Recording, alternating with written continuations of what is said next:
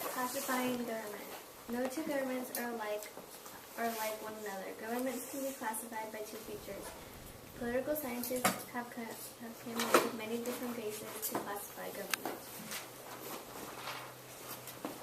The three classifications that are especially important and useful are who can participate in the government process, geographic distribution of governmental power within the state, relationship between the legislature and executive branches of government. Who can participate? Depends on the number of people who can take on a part in the government process. Two basic forms to consider are democracy and dictatorship. They hold a supreme political authority rests with the people. Abraham Lincoln gave it immortally the meaning of democracy in the Gettysburg Address. Government of the people, by the people, for the people.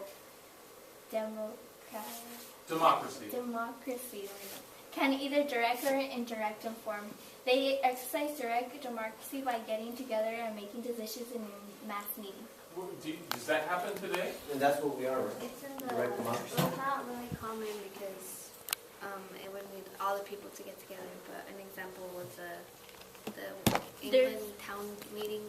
There's one in that we read in chapter 25. I don't remember if that's what it's called. It's in the next slide.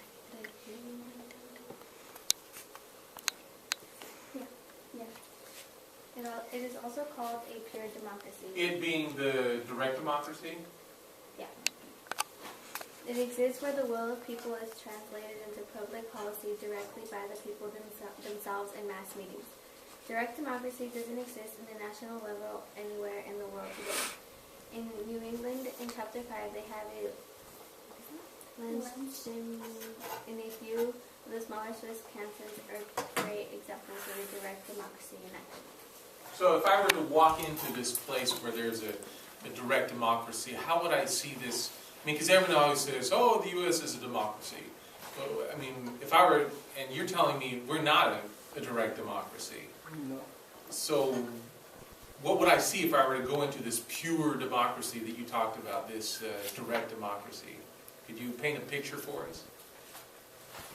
They can do like All the people are actually getting together and discussing about the matters. So let's assume LeGrand High School, LeGrand Emplanada, it may be too big, but you said a town, and pick an issue that's important to LeGrand or Planada or both. I say fixing the roads, whatever. Okay, the roads. What would I see happening at this meeting of all the people who could vote? First of all, where would they gather?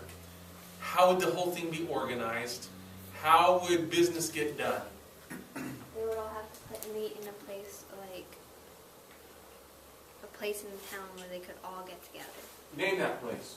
The town hall? Yeah. Community? here in Legrand. The city, I guess the water place, I don't know. Football field? And you could hold it here in the gym. A place where everybody could get together. And how many people would that be? Okay, Since when we have a business meeting at 3, The when Grand you're Emplanada is trying to small hoop at town, 4, is it not? Yeah. and they have basketball. And you guys are struggling to find out where you're going to place all this. Imagine, Yeah. having So to deal with the whole state. That's why they have representatives. That's right.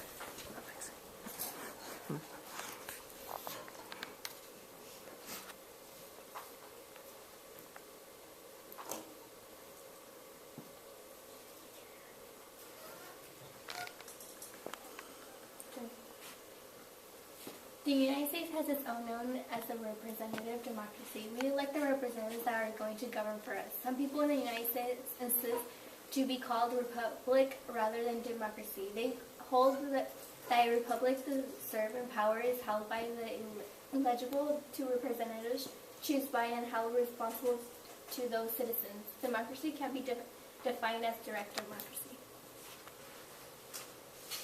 So, well, that seems confusing. Why would we call ourselves a democracy then? Because we... Because the people do have a say, but their say is in the people who they choose to represent us. So why don't we say we're a republic then? I hear most people call us a democracy. Democratic democracy. I'm just curious. I don't know that there's an answer. If you ask anyone what kind of government we have, what's usually the first word they'll say? They say we're a... Democracy. Do they really know what the definition of democracy Nope. is? Democracy, the people are certain. They control for any or all the government's power. In other words, the people rule. Dictatorship. Dictatorship exists where those who rule cannot be held responsible to the will of the people. It is also a term used for any government not responsible to or answerable to the people. Dictatorship also has two different types of dictatorship. Autocracy, a government where one person has all power. Oligarchy, a government where a small elite group rules. Can you identify a place where we might see those two types there? Those on the previous slide there? Wouldn't like Nazi Germany be the autocracy because Hitler was like He was what? he was like the leader of it? Like he's the one who started all of it.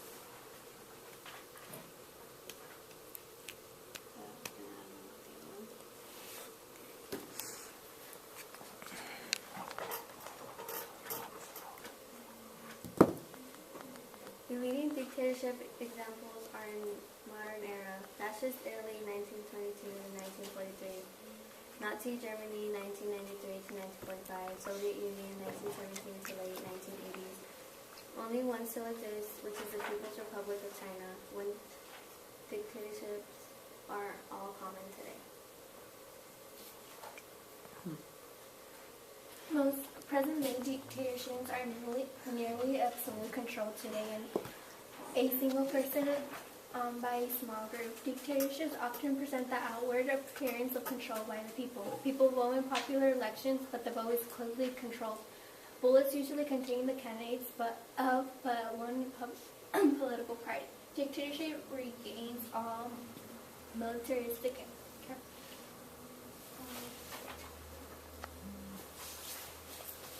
So you're telling me that dictatorships today try and pose as being open and free and everyone can participate. They have a form of democracy, but you're saying the true nature of it is it's only controlled by a few people?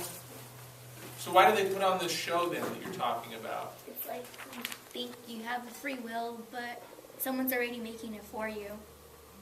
Because they're making the decisions for you. So why go through the theater? Why go through the pageantry of pretending to let the people engage in their government and create their government? Why spend all that energy and that money to do that? Wait, what? Give them some kind of power. We the people are wait, From stopping the people to go against their government. wait, can you say that again? Say what? Can you say what you said right now? Yeah, I'm asking why spend all that time, effort, and energy to simulate what it would be like to live in a true representative government? Why would these dictatorships, these oligarchies, go through the motions of letting people think they're participating or voting when their options are extremely limited and the outcome's already determined? So they could feel needed. So I could feel like they're actually having. So they can feel like they have more power over the government, but yet they don't really have that much power. Well, I think there's like two reasons behind it. I think it's not just for the people. I think it's like of the country. I think it's also for the world to like think that they're not that bad, but they really are. Because So like as an countries illusion? countries like the U.S. don't like communist countries, so they might want to like attack them Illusion? because of what they're doing. But then if you're the Wait, people, back that up. You saying that America would want to attack communist countries? well, they have like before, like with like back then the whole domino theory, like communist countries are bad. Are you talking about the Kagan's containment theory? Yeah. That's a big difference between attacking and containing. Well, yeah, but it goes along the same. Okay, all right, go ahead. But then I think that like they try to tell their own people that like they have power and that they're free, so that they don't realize what they're missing out on, so they don't like uprise. Okay, so like you think the people in Cuba might think that, oh, I'm going to the ballot, I'm voting, I'm having the same opportunities that other people would have. Yeah. Yeah. So it's a mind game. It's like Yeah, an it's illusion. not game. It's like, it's just like propaganda. Plus an interview. You know, if you like, if you show people, you may not think that it affects you as much, but if you show people certain images like throughout their entire lives, they're gonna grow up thinking something, and it's gonna be like deeply rooted in their minds and brains, and it's gonna affect them through all of that, those things that you tell them. Any other thoughts? No, keep presenting, please. Did you want to expound on that, Josie, what you were talking about? Oh, like, just to keep the people happy so that they don't, like, go against the government and rebel. Because if they're, like, if they think that it's a dictatorship, they might, like, get upset and, like, try to overthrow the government. So can I hate to bring it down to this level, but let's say, you know, we've been big about moving to this restorative justice model. The idea that it's not just you do bad, you get suspended or expelled.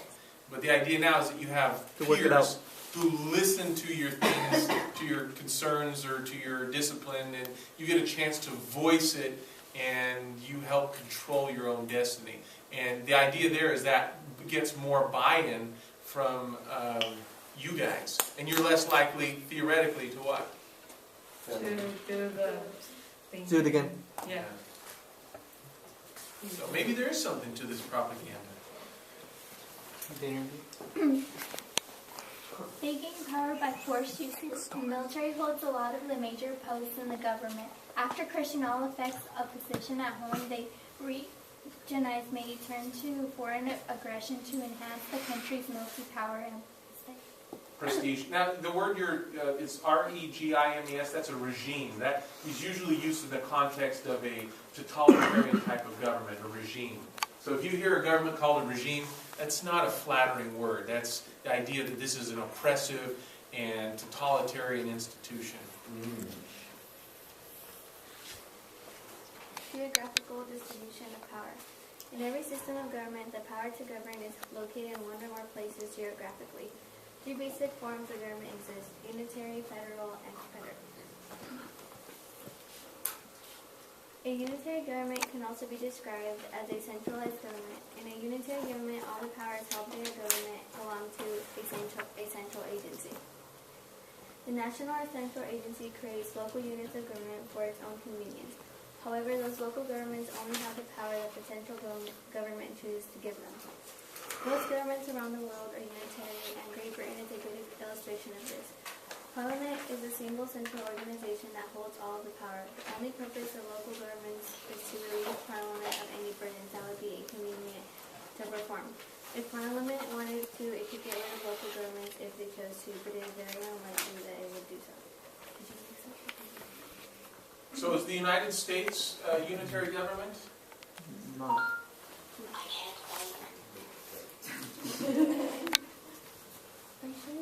Ramon, is the United States a unitary government? Sepa. Hold on, he's asking Siri. I think Siri said she can help you. Is it or is it not? Leave me alone. No? Yes? Sí, Ramon. Yeah. It is? Would it be really? He owns half of Because I America, thought we mister. give the government. Why power. don't you go back to the previous slide? Y Ramon talking Is smack. it isn't right because it's like the Constitution like limits the powers. In fact, if you look up here in one of the 6 principles, that'll be the key right there, Ramon. One of those 6 principles tells you why we are not a unitary government. The Founding Fathers built in a check and balance there as a way to kind of diffuse power. Which one of those 6 principles sets up why we are not a unitary government? Six. The first one. Separation of power. Separation of power. No, Judicial review. no, it's a one word. It's one word. Federalism. Federalism. So we divide power between the national government and state governments.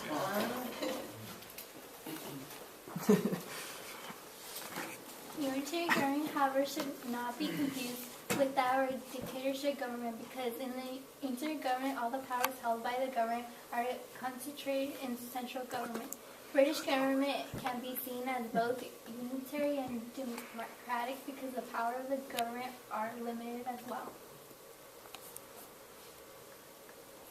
A federal government is a form of government in which the power of government are divided between a central government and several local governments. An authority figure supreme to both of the central and local governments makes a division of powers based geographically. This division cannot be changed by local or national level acting alone. In the United States, the government has a certain power and the state has others.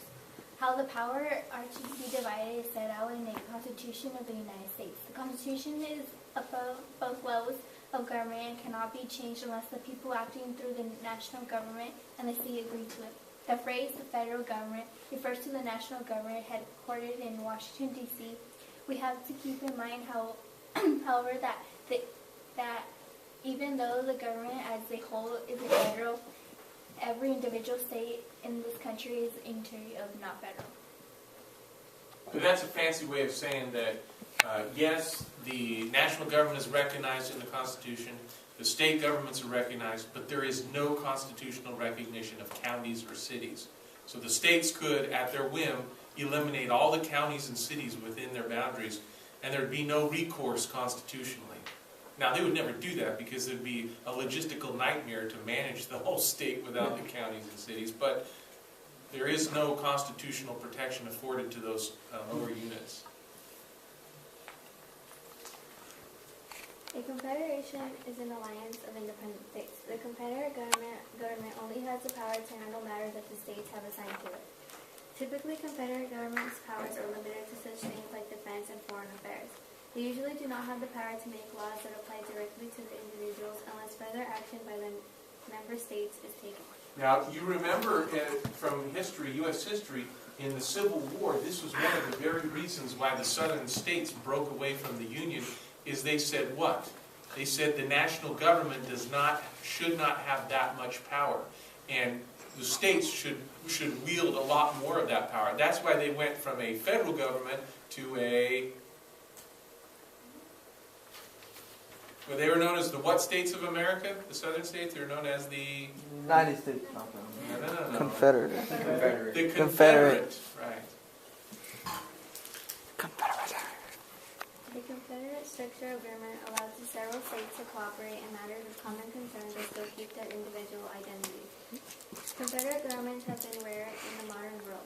The European Union is the closest thing there has been to a confederate government in recent times. The United States is an example of this kind of government under the Articles of Confederation. I'm curious, if you guys could craft your own constitution, would you be more likely to have the kind of stronger national government that we have right now, or would you be more inclined to craft a constitution where the states retain more of that autonomy and power? Just anyone, pipe up. What do you think? And tell us why. No.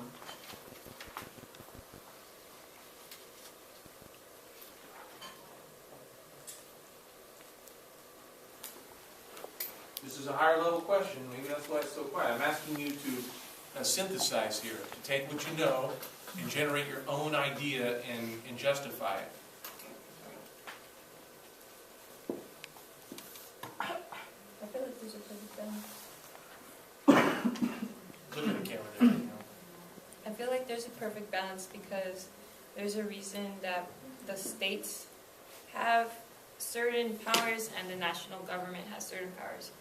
Well, it's because if the states have more power, then they'll become more, more separated from the whole nationalism, and they'll be like, oh, like, I'm a Texan instead of, like, I'm an American. Do you see what I'm saying? Like, I feel like some powers given to them could, make some states make laws that might not make other states happy about them, and that could, like, divide them more. You see what I'm saying? But then if there's too much national power, then the states may not be able to pass the laws that they need and able to, like, run their own government better.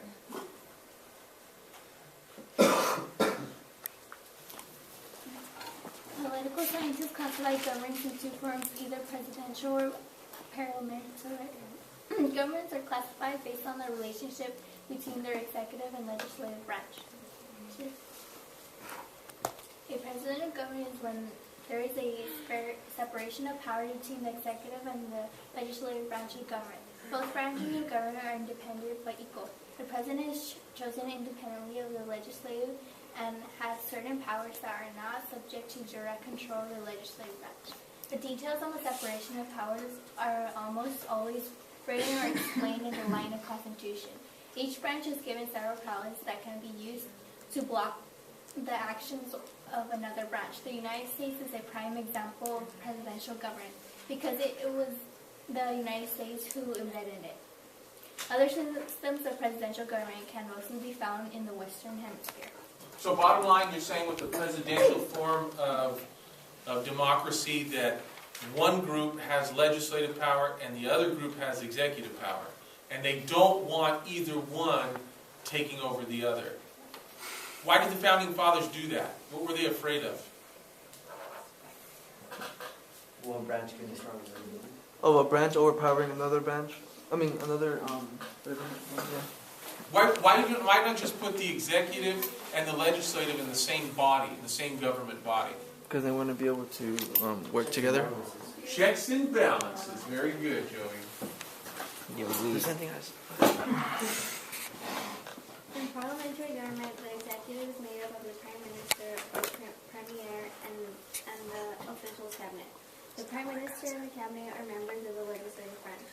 Prime minister is the leader of the majority party or a group of parties in the parliament. The prime minister is chosen by these parties.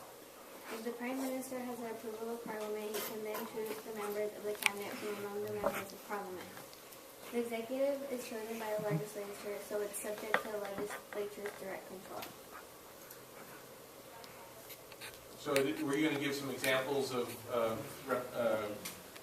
democracies or republics that have this form of parliamentary where the legislative and the executive are fused together? Great Britain, Israel, France. In parliamentary government, the executive is made up of... Oh wait. Is that it? Didn't I send another one?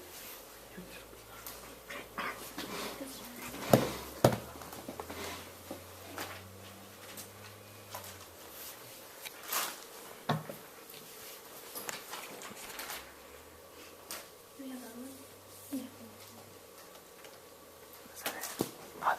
Is that it?